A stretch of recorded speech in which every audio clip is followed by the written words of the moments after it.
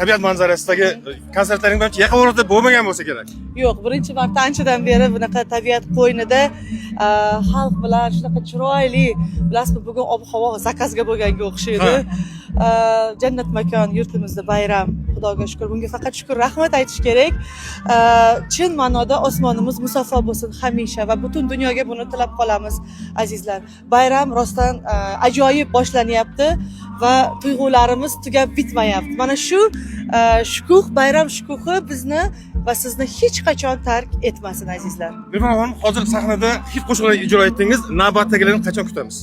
Mana tez kunda, yaqinda yana bitta yangi taronamiz premyeralari bo'ladi. Bemalol tomosha qilishinglar mumkin bo'ladi kanallarda, televideniyalarda, YouTube ijtimoiy tarmoqlarimizda. Namanganlik muxlislaringizga tilaklaringiz. Sog' bo'linglar, salomat bo'linglar. Menimcha vodiy bu hech qachon nima deydi, sizni shunchaki tekis qoldirmaydi. Har doimki siz qanaqadir ichingizdagi mehr bilan, muhabbat bilan odamni yashatib yoradi. Yana bitta yoqib yoradigan shunaqa vodiyni o'zini